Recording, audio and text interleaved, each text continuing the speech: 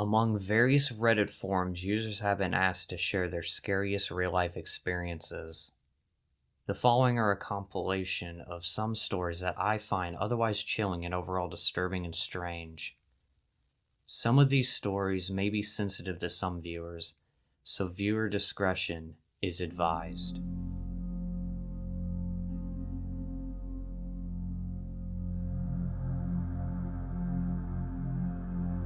I was playing with the radio once when I was a kid, just slowly spanning through the static, trying to find a station.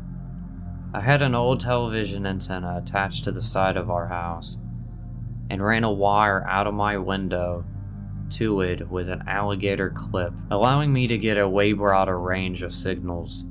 So I'm sitting there, early in the morning, like 2 a.m., slowly sweeping frequencies, and suddenly I get this station that's playing a very weird crackling sound. It sounded sort of like cracking knuckles, but with a rhythmic pattern instead of being random. I sat there listening to it for a second.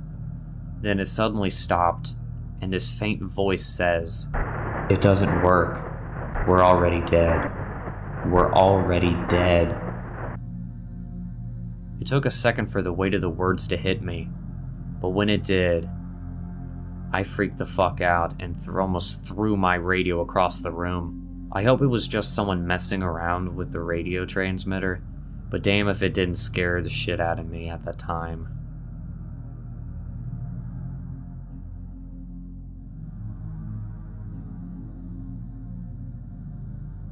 I was on vacation in Ithaca with my boyfriend at the time. We had literally, I'm talking 10 minutes, just gotten into town and stopped at a suspension bridge near Cornell's campus. I'm terrified of heights, and so my boyfriend was coaxing me step by step over the bridge. It was gorgeous, and we stopped at the middle of the bridge to take a picture. On the side we had came from, there was a parking lot with steps leading to the bottom of the gorge. But on the far side, there was a hiking trail with no barrier. A woman walked past us and offered to take a picture for us. We declined, and she smiled and walked quickly to the far side of the bridge, where she smoothly jumped off into the gorge. There was not a second hesitation. It was almost like she expected the path to keep going. The sound of a person hitting the ground from a jump like that sticks with you.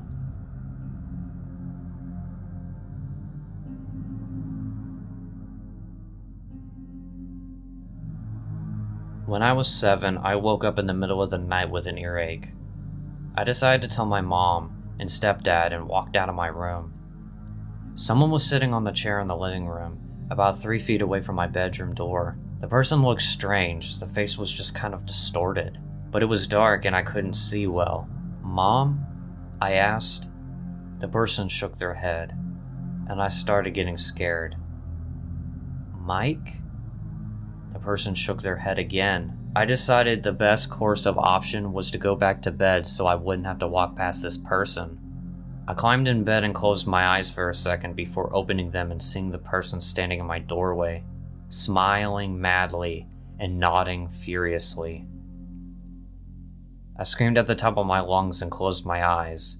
My stepdad came running out of his room in his underwear with a baseball bat. There was nothing there but clothes my mom had folded and put on the chair. They were strewn across the living room. For the longest time, I told myself it was my cat sitting on the clothes.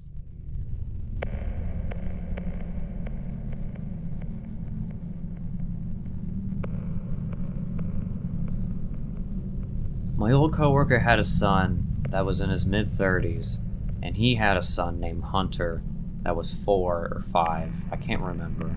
She said that Hunter would have bad dreams and that he would sleep with his dad when he had gotten scared. One night his dad woke up because he heard Hunter calling him, but he was calling him by his name, not Dad. So he went to his room and he was asleep. He woke him up and said, "Hunter, you were calling me, is everything okay?" And Hunter said, "Dad, when they call you, you're not supposed to answer." And he fell back asleep. He asked him about it in the morning, but he said he doesn't remember saying that. I get chills when I think about it.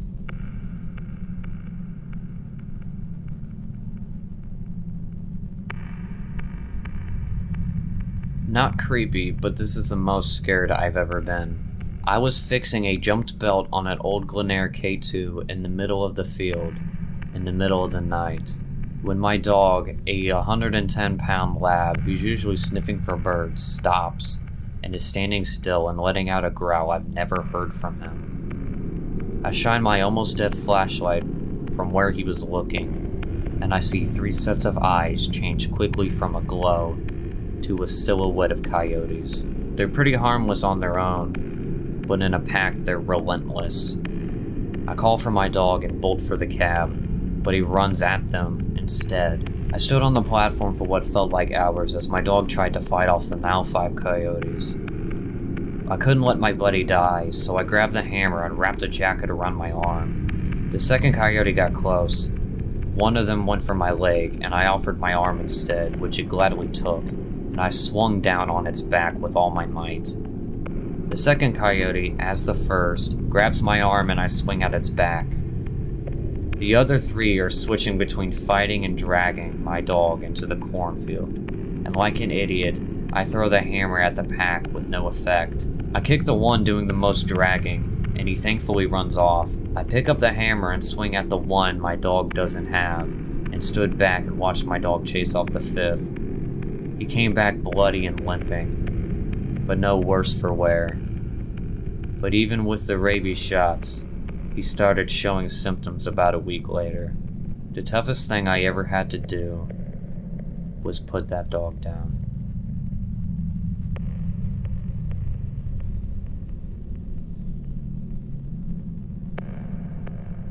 My parents bought their first house back in 1972. It was a fixer-upper, but they decided to move in right away and fix things as time and money permitted. Within a few days of moving in, the new neighbors came over to introduce themselves.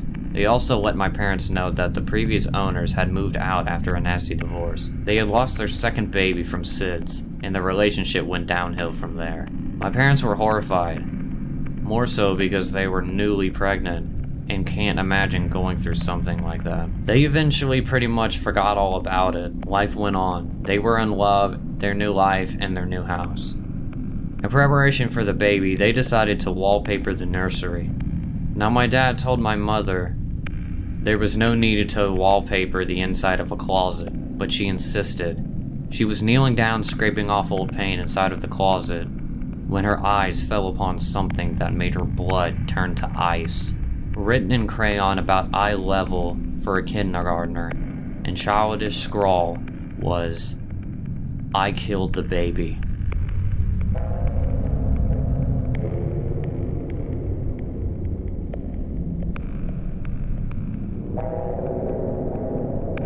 My dad died of cancer the day I turned 16, after about 2 weeks in a coma. It was really fast, less than 2 months between diagnosis and death. He died in the house. We had a hospice attendant and my mom was very good about seeing to him in his final days. Anyway, a lot of weird shit happened after he passed, but the one that still freaks me out when I think about it happened about 12 hours before he took to bed for the last time. He was in our living room napping on the couch, while my mom was in the kitchen cooking. No one else was home. Suddenly he jerked awake and was shouting from my mom in a very loud, agitated tone, clearly angry with her. "Beverly, don't do that. Don't ever do that again." She ran into the room alarmed and asked him what he was talking about, and he said, "Don't do that. Don't walk past me like that in that long black wig." Sometimes I think he saw death.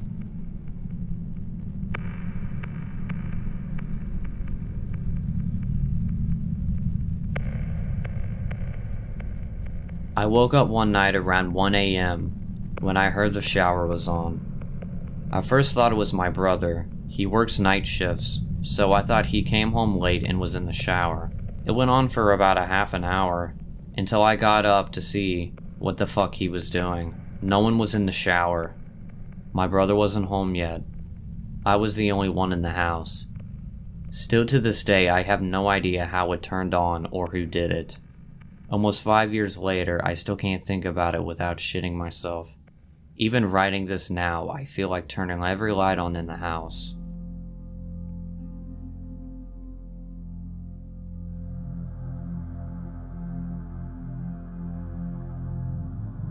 A few years back, I rented an apartment from a friend of mine. He had recently bought it and had it completely renovated. He put it up for sale but couldn't find a buyer, so I offered to rent it in the meantime. After moving in, I noticed something was wrong with the lady next door. She was about 45 but looked much older.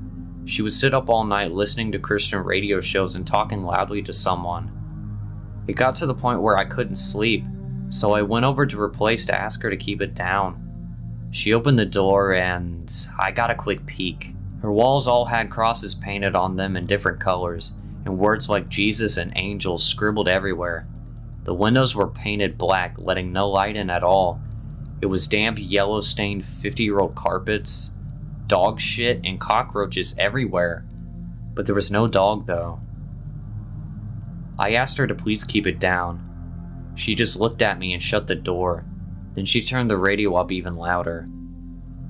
The next night, I had my girlfriend staying over.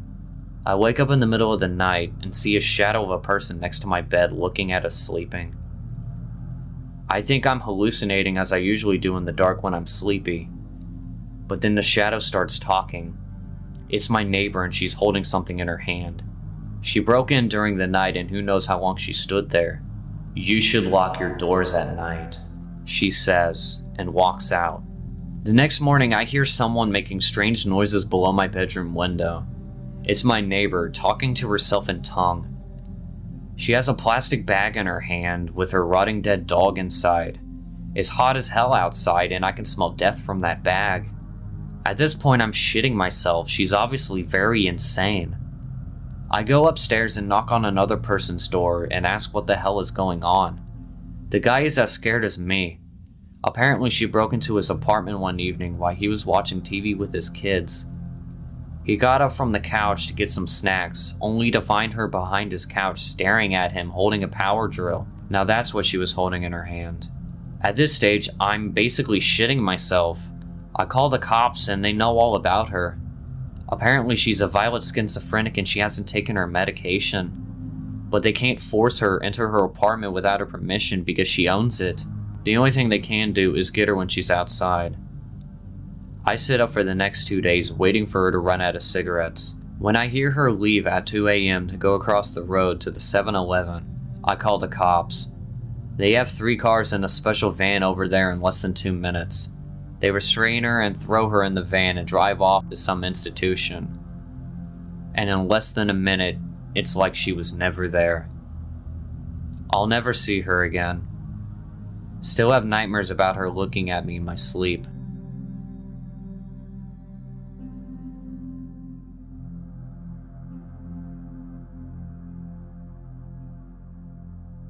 Well, I'll never forget this one. My wife and I used to live in a townhome that backed into some woods. We both took off work one day to get some things done in the yard, cutting grass, weeding our large flower beds, laying mulch, etc. Our yard wasn't big. It took about 2 full grass clipping bags. I would walk a couple of feet into the woods and dump them in a pile. As I'm walking back to empty the second bag, something in the middle of the woods catches my eye. Something out of place, and it's moving. I crouched down to get a better look, and I just froze. At first I could make out a pair of shoes just swaying back and forth, and then I was able to see legs and a body of a teenager. There in the middle of the woods was a teenage boy who had hung himself next to the tree. I could see a skateboard leaning up against it. I yelled for my wife to call the police and started running back to try to save him, but he was gone. His body was limp and his head was just slumped over. His dark, scruffy hair was just blowing in the breeze. The cops came and quickly cut him down and they were gone. As it turns out, he was having problems getting along with his parents, and this is what he decided to do.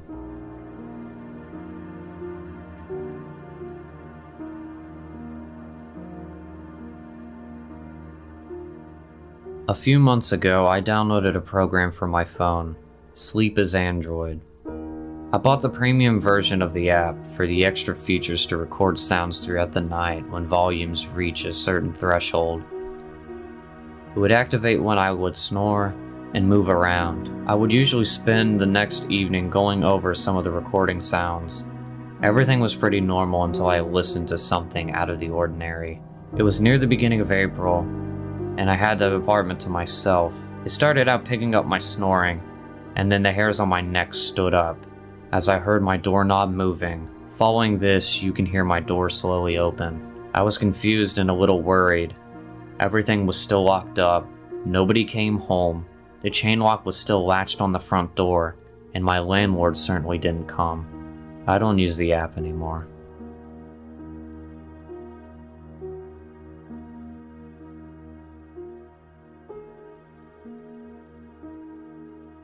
I was about 15 minutes away from finishing the night shift at work when there was a massive crash on one of the buildings in the office. So I got up and went to check it out.